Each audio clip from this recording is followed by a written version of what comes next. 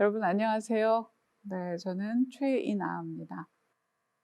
어, 광고회사에서 한 30년가량 카피라이터로 또 크리에이티브 디렉터로 일을 했고 지금은 책방 주인으로 살고 있습니다. 이제 광고를 했다 그러면 꼭 그 질문들 하세요. 어떤 광고 만들었냐? 어떤 카피 썼냐? 그래서 제가 했던 것 중에 여러분들이 아실 만한 것들을 몇 가지 추렸습니다. 그녀는 프로다, 프로는 아름답다. 당신의 능력을 보여주세요. 뭐 빨간색이 좋아져요. 이제 이런 카피를 쓰고 아이디어를 내고 광고를 만들었습니다. 맨 마지막에 보시는 거 생각의 숲을 이루다. 이거는 저희 책방의 슬로건인데요. 보통 이제 이런 가게를 하면서 슬로건을 만들지는 않는데 제가 한 30년가량 저 일을 하다 보니까 책방을 해야지라고 마음을 먹고 자동적으로 저 슬로건부터 쓰고 있었어요. 왜냐하면 슬로건이라고 하는 것이 그 어떤 브랜드나 어떤 기업의 가장 핵심을 축약해서 이야기를 하는 거잖아요. 그래서 저는 저 일을 하고 싶다. 이제 이런 생각을 담아서 생각의 숲을 이루다라는 슬로건을 썼고요. 저희 책방은 선릉역에서 가까워요. 혹시 와보신 분 계실지 모르겠는데 후회라도 한번 책방에 오시면 좋겠어요. 그리고 작년에 강남 파이낸스 센터 1층에 2호점을 냈습니다. 아크릴의 굉장히 귀한 자리, 귀한 시간이라고 들었는데 초대해 주셔서 감사합니다. 그런데 저 잘 몰라요, AI. 대표적인 문성이고요. 아직도 저한테는 AI라 그러면 굉장히 멀고 저하고는 상관없지 않을까? 이런 생각으로 오래 살았는데 이제는 점점 아침에 눈 떠서 잘 때까지 AI 얘기를 별로 안 듣고 지나간 날이 없을 만큼 가까이 다가온 것 같고 제가 이용하는 서비스 중에도 AI가 굉장히 많이 들어와 있다고 생각은 합니다. 그래서 잘 모르지만 저도 좀 공부를 할 겸 그리고 도전해 봐야지 이제 이런 마음으로 알겠습니다. 하겠습니다. 이렇게 대답을 했어요. 어느 날 아크릴에서 이런 이메일이 왔습니다. 아크릴 넥스트를 보시는 분들께 제가 들려줄 만한 행복한 삶에 대한 조언이나 뭐 또 아크릴이 추진하고 있는 웰케어하고 관련된 얘기나 뭐 아니면 일상적인 웰리스 이런 얘기를 좀 해보시면 어떻겠냐 이런 제안이 이제 왔는데 저는 그 중에 행복한 삶이라고 하는 주제를 한번 잡았습니다. 저는 우리가 그러니까 얼굴도 다르고 생각도 다르고 경험도 다르고 기질도 다른 사람들이 한데 모여서 이런 생각을 서로 이야기하는 것은 각자 다른 시선을 듣고 거기서 인사이트를 얻는 거라고 생각합니다. 그래서 오늘 저는 행복에 대해서 이런 시선을 갖고 있어요 라고 하는 거를 한번 말씀을 드려보겠습니다. 제가 행복에 대해서 읽은 책 중에 아주 흥미로운 책이었어요. 연세대 서은국 교수가 쓴 심리학과 교수님인데 행복의 기원이라고 하는 별로 이렇게 두껍지 않은 책이에요. 아주 재밌고 흥미롭게 읽힙니다. 이분은 행복을 그 진화의 관점에서 이제 얘기를 하고 있습니다. 근데 이분이 이렇게 얘기를 해요. 행복을 만약에 한 장의 사진으로 이야기를 한다면, 보여준다면 이런 사진이다. 여러분 이 사진에서 뭘 보십니까? 가족이 서로 이렇게 따뜻해 보이는 가족이 사이좋은 가족들이 한데 모여서 맛있는 음식을 먹고 있구나. 그런데 왜 서 교수님은 이 사진이 행복을 대변한다고 얘기를 했을까요? 따뜻해서? 그게 아니고 인간이 수만 년 전, 수십만 년 전에 살 때 우리는 늘 맹수에 쫓기는 약한 존재였어요. 그런데 혼자서는 대적하기가 어렵죠. 그러니까 인간은 다른 존재와 같이 있어야 됐고 무리지었어야 하고 그리고 늘 굶주림에도 쫓겼는데 굶주림이 배고프지 않도록 식량을 구해야 했기 때문에 저런 장면이 행복이라는 거예요. 즉 우리 인간들은 이 생존하는데 유리한 어떤 일을 했을 때 우리 뇌가 행복해 이렇게 느낀다는 거예요. 저 굉장히 흥미롭다라고 느꼈는데 저는 좀 다르게 시간이라는 관점에서 행복을 한번 이야기해 보려고 합니다. 제가 한 40 초반 정도가 됐을 때부터 시간이라는 게 저한테 훅 들어왔어요. 어느 날 보니까 시간이 계속 줄어들고 있구나. 우리가 중요하게 생각하는 또 하나 돈은 말이에요.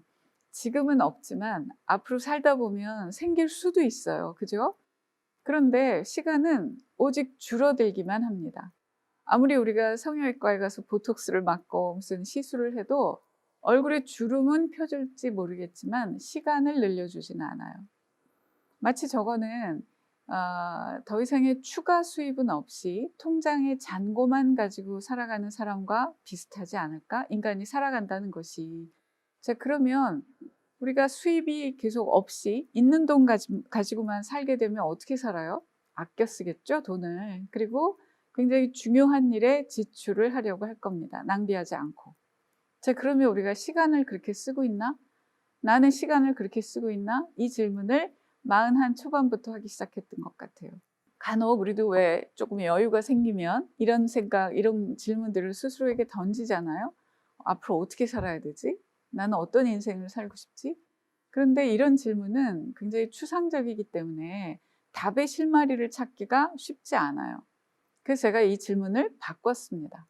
어떻게 살아야 되지? 이 말은 다시 말하면 내 앞에 놓인 시간을 나는 어떻게 보낼 거지? 이 질문과 같구나. 이렇게 생각이 들었고 그때부터 저 시간이라는 화두가 저한테 굉장히 무겁게 왔습니다. 자, 그러면 시간을 잘 보내고 있나요? 저는 저에게 저 질문을 자주 합니다. 여러분은 어떠세요? 여러분은 여러분 앞에 놓인 계속 이 시간에도 제깍제깍 줄어들기만 하는 이 시간을 잘 보내고 계십니까? 시간을 잘 보낸다는 것은 뭘까요? 그리고 그것이 행복이라면 저는 이렇게 생각해요. 어쩌면 자기에게 소중한 것, 자기에게 중요한 걸 중요하고 소중하게 대하는 것. 저는 일을 굉장히 인생에서 중요하다라고 생각하는 사람이거든요. 그래서 저한테 저 질문을 이제 답을 하라 그러면 저는 이렇게 얘기하겠어요. 나에게 중요한 일을 제가 열심히 잘하는 거, 좋아하는 일을 잘하는 거, 그리고 저에게 소중한 사람들, 귀중한 사람들하고 시간을 잘 보내는 거. 이렇게 요약이 됐습니다. 이제 그런데 지금 보이시는 거는 제가 얼마 전에 동아일보에 쓴 칼럼을 보여드리는 건데 한 3년째 쓰고 있어요.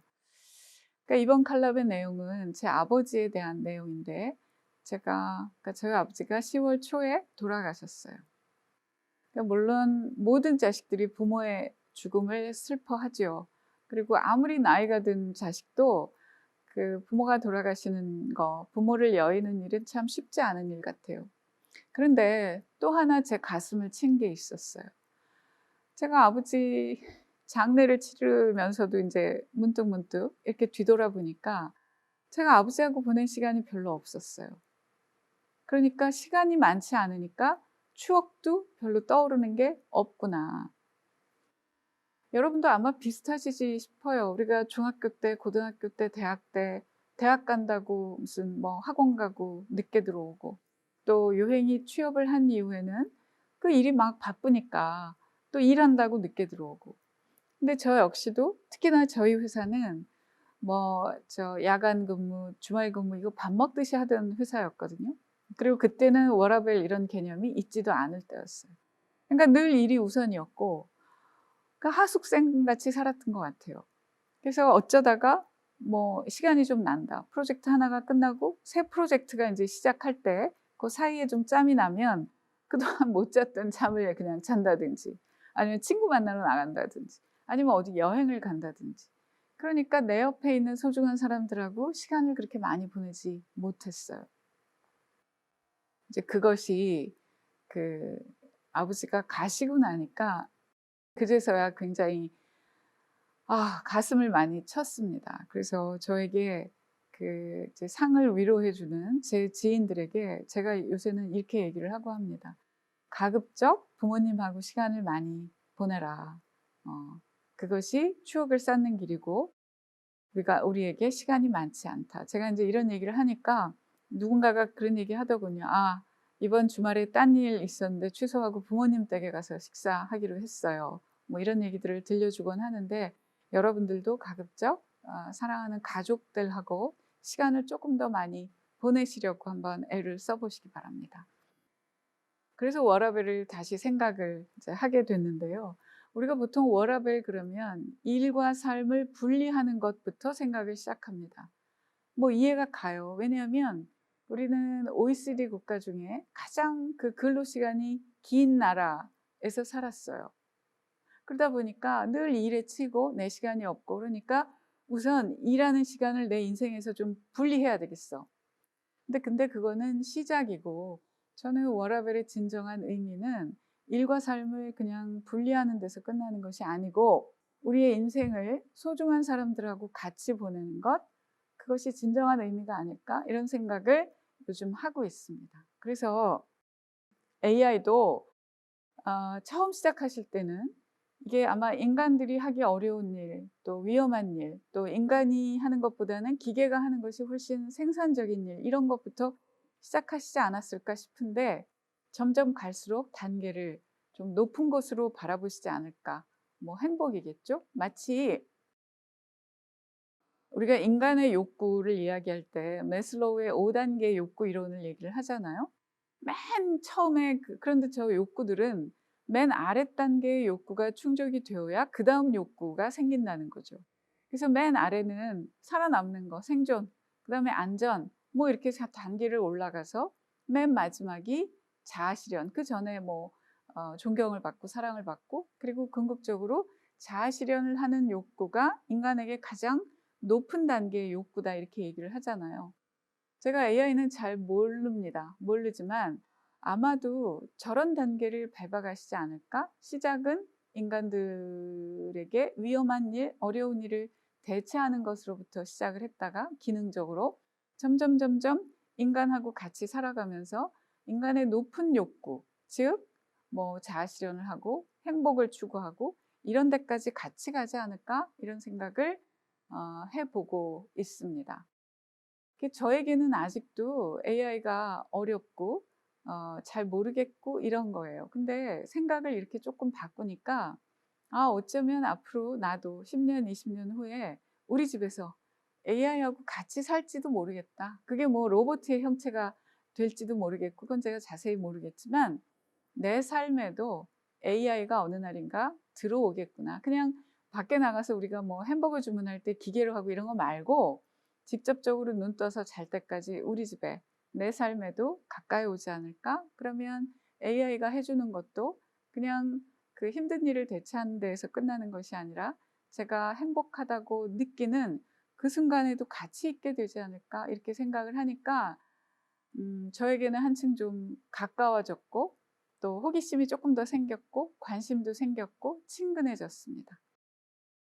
제가 생각을 이렇게 바꾸고 나니까 AI가 굉장히 확 이렇게 가까이 느껴졌어요. 그러니까 뭐 이렇게 드라이하고 잘 모르겠는 무슨 이렇게 엔지니어들이 하는 어떤 것이 아니라 제가 또 제 가족이 일생을 살면서 처음에는 뭐 생존, 안전 이런 욕구를 거쳐서 궁극적으로는 우리가 자아 실현을 하고 사랑을 하고 행복하게 사는 거를 다들 이제 꿈꾸잖아요. 그런 일에 AI가 같이 할 수 있겠구나. 근데 이렇게 생각이 되니까 훨씬 저한테 가깝다 그럴까? 친근하다 그럴까? 이제 이렇게 되고 저도 관심, 호기심 이런 게 많이 생겼습니다. 앞으로 인간을 행복하게 하는 AI, 그러니까 인간들이 하는 귀찮거나 어렵거나 힘든 일을 대체하는 수준이 아니라 인간들이 일생을 살면서 가장 궁극적으로 추구한다고 하는 저 행복한데도 AI가 동행하면 좋겠다. 이런 생각을 하면서 아크릴이 그런 일을 하시리라 믿습니다. 어느 날인가는 저희 책방에서 여러분들을 뵙기를 소망하고요. 오늘은 부족하지만 행복에 대한 그래서 그 AI가 궁극적으로 이렇게 해주면 좋겠어 하는 제 생각을 말씀드렸습니다. 마치겠습니다. 감사합니다.